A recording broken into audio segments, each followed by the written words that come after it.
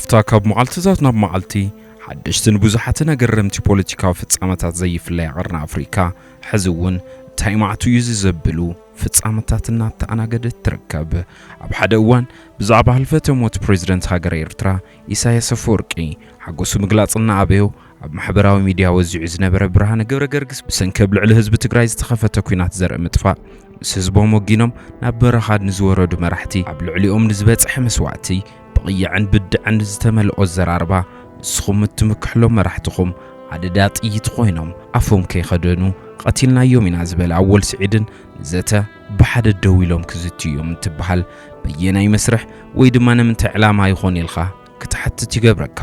ወላ እኳ ብዙሓት ኩናትን ግጭትን ኣብ መወዳእታ ብዘተን ድርድርን ዝፍትሑ እንተኾነ ብተወከልቲ መራሕቲ እምበር ብውልቀ ሰባት ዘተ ክግበር ዘይሕሰብ እዩ ቅድሚ 5 መዓልቲ ነይሩ እቲ ኣብ ኤርትራ ውሽጢ ብሕታው ነጣፍ ማሕበራዊ ሚድያ ክበሃል ዝኽእል ዕሉል ደጋፊ ሻዕብያ ምዃኑ ዝንገረሉ ኣወል ስዒድ ምስ ደጋፊ ሕወሓት ምዃኑ ዝዛረብን ኣብ ማሕበራዊ ሚድያ ዕዙዝ ተሳትፎ ዝገብር ብርሃነ ገብረገርግስን ንዘተ ክራኸቡ ምዃኖም ዝገልጽ ናይ 31 ሰከንድ ቪድዮ ብህድሞና ቲቪ ናብ ህዝቢ ዝተዘርግሐ ወላ እኳ ኣብ ሕሉፍ ቅንያት ኣወል ስዒድ ምስ ደገፍቲ ሕወሓት እዮም ዝበሃሉ ከም ንስታሊን ሃይለ ደደቢትን ወነንቲ ሚድያ ብርሃነ ገብረ ክርስቶስ ዝመሰሉ ነጠፍቲ ማሕበራዊ ሚድያን ንረብሓን ሓድነትን ክልቲኦም ህዝብታት ክበሃል ብሓባር ክንሰርሕ ኢና ኢሉ እንተነበረ በዚ ፍጥነት ክኸውን እዩ ተባሂሉ ማንም ኣይገመቶን እሞ ድማ ሓደ ካብቶም ደገፍቲ ህግደፍን ኣብ ትግራይ ዝተወልዐ ዘርኢ ምጽናት ኩናት ብኹርዓት ከም ዝፈጸሙ ዘዛረብን ብተወሳኺ ድማ ኣብ ኣክሱም መዝሙር ሰራዊት ኤርትራ ዘመረ ታሕታቲ ውልቀ ሰብ መሬት ትግራይ ረጊጹ ምስ ሓደ ትግራዋይ ዘተ ክገብር ኢሉ ዝሓሰቦ ወላ ሓደ ኣይነበረን እዚ ከም ሓደ ተራ ሰብ ዘይኮነ ከም ሓደ በዓል ስልጣንን ወሃቢ ቃል ሻዕብያ ተገይሩ ዝወሰድ ኣወል ስዒድ ብናይ መንፈቓድን መስርሕን ኣብ ትግራይ ክርከብ ኽኢሉ ዝብል ኣዘራርብ ጉዳይ ኮይኑ ነይሩ ብፍላይ ድማ ብሄራውን ተጋሩን ገለ ኣባላት ብርጌድ ንሓመዱን ነዚ ዘተ ዘዳለውን ዝፈቐደን ክሕተተለዎም ክብሉ እናገለጹ ጸኒሖም እዮም ዋላ እኳ ብዙሓት ተንተንቲ ፖለቲካ እዚ ናይ ክልተ ውልቀ ሰባት ርክብ እንተይኮነስ መቐጸልታቶም ብዘይዕላዊ መረዳእታ ርክብ ተጀሚሮም ዝነበሩ እዩ እንትብሉ ገለ ድማ እዚ ንሰላም ክልቲኦም ህዝብታት ተባሂሉ ዝተገበረ ርክብ እዩ ክብሉ ይገልጹ በቲ በለበቲ እቲ ቅድሚ 5 መዓልቲ ተለቒቑ ዝነበረ ሓፅር ቪድዮ ትማል ምሸት ሙሉእ ትሕዝትኡ ተለቒቑ ኣሎ ንብዙሓት ድማ መገረምን መዘራረብን ኮይኑ ይቕጽል ኣሎ ብርግጽ ነዞም ክልተ ገረባብቲ ኣሓት ህዝብታት ምርድዳእን ሰላም ምፍጣርን መማረጽ ዘይብሉ ኣማራጽ ምዃኑ እንተተኣመነ ብኸመይ መንገዲ ክኸውን ኣለዎ ዝብል ግን ብህድኣትን ጽንዓትን ከምኡ ድማ ውክልና ክልቲኦም ህዝብታት ኣብ ዘለውዎ ክኸውን ከም ዝግባእ ዘየተሓትት ጉዳይ እዩ እቲ ጽምዶ ክልተ ዝብል ስያሜ ዝተዋህቦ ዘተ ናይ ክልቲኦም ነጠፍቲ ማሕበራዊ ሚድያ ከም በዓል ስታሊን ዝኣመሰሉ ወነንቲ ሚድያ ክልቲኦም ምርኻቦም ከም ዝሕጎሶምን ካልኦት ከም ዝሕረቆምን እናስሓቁ ዝተዛረብሉ ቪድዮ እዩ ዝጅምር እዚ ዘርኤካ እቲ ሰላልፋ ፖለቲካን ናይቲ ዘተ በዓል ዋና እንመን እዮም ዝብል ክበርሃልኻ ይገብር ኣብቲ ዘተ ኣወል ስዒድ ሃገረይ ተተንኪፋ ኣነ ድማ ወታደር እየ በዚ ድማ ናብቲ ኩናት ኸቲተ ክብል እንትገልጽ ሃገረይ ተተንኪፋ ዝበሎ መን ከም ዝተንከፋ ብርሃነ ክሓቶ ይደለየን ወይ ድማ ትግራይ ንኤርትራ ምትንካፋ ብርሃነ ኣሚኑሉ ኣሎ ኣቐጽለ ቢሉ ኣወል ስዒድ እቲ መድረኽ ክቕየር ኣለዎ ኣብ ኩናት ኢና ነርና ናብ ብርሃን ክንመጸለና ይብል ናይ ክልቲኦም ምርኻብ ነቲ ኣብ መንጎና ተቐርቂሩ ዘሎ ሓይሊ ሰላም እየ ዝደሊ እናበለ ሰላም ክልቲኦም ህዝብታት ዘይደልዩ ንኦም ንምፍንጻሕ እዩ ዝበለ ኮይኑ እዚ ድማ ናይ ሰለስተ ጉጅላታት ድምር ንክኾን ከም ዝተሓሰበን ብወገን ኣምሓራ ፋኖ ብወገን ትግራይ ሕወሓት ብወገን ኤርትራ ድማ ሻዕብያ ብሓደ ንሰላም ክሰርሑ እዮም ኢሉ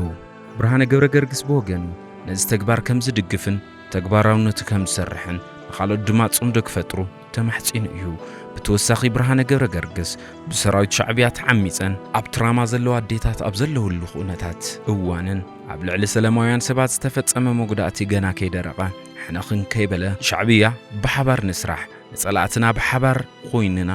ንመክት እንትብል ተሰሚዐሎ ዋላ እኳ ብውልቀና ኢና ተራኺብና እንተበሉ ኣብ ዘተ ከም ዝተዓዘብናዮ ግና ብምሕዳራት ክዕርዩ ከም ዘለዎም ብወገን ኣወል ስዒድ እንትቐርብ ብብርሃነ ድማ መንግስቲ ኤርትራ ነቲ ልዕሊ 2 ዓመት ብቕሉዕ ሕዚ ድማ ብስውር ኣብ ዕጽዋን ክባን ዘሎ ህዝቢ ትግራይ ደገፍ ክገብር ከም ዘለዎ ሓቢሩ እዩ ብወገን ብልጽግና ኢትዮጵያ ንህዝቢ ትግራይ ኾነ ኢልካ ካብ ተኣትይዎ ዘሎ ጸገም ከይላቀቕን ዝገደዳ ኣደዳ ስደትን ስርዓት ኣልቦነትን ክሰፍን ይስራሕሎ ዝበለ ብርሃነ ገብረ ገርግስ ብወገን ኤርትራ ነዚ ንክፍታሕ ክስራሕ ኣለዎ ኢሉ እቲ ብዙሕ ብዛዕባ ሰላም ዝተሰበኸሉ መደብ ኣብቲ ብዛዕባ ክልቲኦም ርክብ ህዝብታት ምምሓሽ ዝምድና ብዙሕ ዝተባሃለሉ ምድላው ብዛዕባ ሓራ መሬት ዘሎ ሰራዊትን ብዛዕባ ካብ መንግስቲ ኤርትራ ኣማሪሮም ናብ ትግራይ ዝስደዱ ዘለዉ እውን ተዘሪቡ እዩ ኣብቲ ምድላው بوغن برهان جبر جرجس كلهم تقارنوتات بوليتيكا تجراين دليتاتن زحزحو نأول استزاربون تخون بوغن أول جن كاب تجراي زدلو يتقمتاتن ربحتاتن وتأي أبقدايوشت أو خنتات إرترا كزرباي تسمعن برهانة بزعب حرامريتن تزارب جيتاچو سراوي تجراين مفراسنبر نعدوم حاليوم أيكونن ناب حرامريت سخدو زلو انتبل بتوسخ دما نابتي بوتا خيدوم زبهام قرش بمرأيوم ناب حرامريت سخدو زلو ويلو يخصم برهانة جبر جرجس أبتزتا كاب أول سعيد بالعلي تحلق إرترا خوينو زتزاربن تخون بلتقنان تجراي بزي من إساي إرترا دما بزي حلاو مترافي علامو كبل قاليت يوم من حزب تجراي وكيل كزارب خمس فقدلو زي تفلت برهانة جبر جرجس حزب تجراي قبل على حزب إرترا تصل يبلون زبالة برهانة جبر جرجس نتي أبي إرترا زولو سرعة جن كم زبدلون اتوم تصقامات نكفتقرو زغبر والقصبات كحتتون تبديل زباله حزب نككحاس بدحرزي اب مونغ خلتيوم حزبታት ዘሎ ናይ ጽልእ መጋረጃ ቅንጠት መልእኽቱ ተሕሊፉ ብርሃነ ነዝን ትገልጽ ነታ ዜጋታት እናዓፈነት ፍትሕን ካሕሳን ንዝሓቱ ህዝባ ናብ ቤት ህንጸት ትሽጉጥ ሃገር ዝዛረብ ምህላው ኣይስተብሃለን ኤርትራ ኣሽንኳይዶ ንኻልእ ሃገር ዘለው ዜጋታት ፍትሕ ንክትህብ ዝተበደለ ክትክሕስን ናይ ባዕላ ህዝቢ በአንጻሩ ከም ትነጥፍ نبرهان استحبو يمثل نتا بريسن حساب خاب نتانت نمغلاص زيت فقد إرترا اتي اب كل عودي حنت تكال مهلاي كم صبق نجر زغلص اول سعيد اب هاجر إرترا تيفي انتلخا تيفي إيري راديو انتلخا دمص حفاش غازيت انت تصوع حداس إرترا يخاتبل زبله خوينو نمنتاي اب تግራይ خمزي زي يخون بسرو كم براخشو زبله ميدياتات كمينا نمحدرن يلو نقصاله بتግራይ نعتو محدراتات كقوم دليت كم زلوا REU نتا بريس زين تاي مخان زملكته ملس زحابه برهانه جبر جرجس اتنبي إرترا زلوا ميدياتات بزعبه تግራይ ጽቡቕ እንተ ተዛሪበን እቶም ትብሎም ዘለኻ ሚድያታት ጽዑንቱ ሓዲርዎም بزعبه إرترا ጽቡቕ ምዝራቦም ዘይተርፍ ይክብል ገሊጹ ኣብ መወዳእታ እዞም ኣብ ሞንጎ እዚ ክልተ ህዝብታት ዘሎ ናይ ጽልኢ መጋረጃ ቀንጢጥና حدنتن سلامن خلتيوم حزبتاتنا نزمر زلنا زبلو زوم خلتنا طفت محبراوي ميديا بزعبا تركبوم زملكت مدمدماوي حساب بمحاب زاتهم زازيموم يوم بعد تقلالن ترى زيزته نخلتيوم حزبتات سلامي تبحيل تدلين تتبحله جلسبات بخمي والكسبات مصاي خلتيوم حزبتات كزتي يقولوا ابزي زلنا لهلاوي خونتات زي الجنازبه أكال إثيوبيا مخوانا زرسعيو من البعض دما أتصالنا تحليوه كابتم خلتيهم زمتصوا حزبتات زلو أمرارحان تقصيلوون نوعل بريتوريا زصابا نزفرسن كون يخእል እዩ ስነ ልቦና ተጋሩ ኣብዘይ ተረጋግዕሉ ከምዚ ዓይነት ምድላዊ ድማ ዘተ ምክያድ ንዕቐትን ሞራል ደቂ ሰባት ምጽዋትን እዩ ንኽልቲኦም ህዝብታት እንተይ ኾነስ ንኽልተ ጉጅለታት ናብ ሓደ ንምምጻእ ዝግበር መሰረት ይዝበሉ እንትኾን بخالي اوغن دما غونا غوني تحتاتنت اب متእማን ዝተመስረተ ዘተንተ ተኻይዱ በቀጻልነት በመራሕቲ ፖለቲካን በወታደራዊ መራሕትን ተተገይሩ ምስ ኢትዮጵያ ዘለና ርክብ ብዘይ ገድስ ካብታ ኸዚ ዘላ ትግራይ ዝሓሸት ትግራይን ምህናጽ እንኮም ማረጽ ክብሉ ገሊጾም እዮም በዚ በለበቲ መንግስቲ ኢትዮጵያ ነዚ ምድላው በኸመይን ማን ከም ዝፈቀዶን ክፈለጥ ከም ዝደሊ ፕሬዝዳንት ታደሰ ወረደ بدبدابي خم زفلته زتحبر خوينو كم زفلت بريزيدنت ታደሰ ወረደ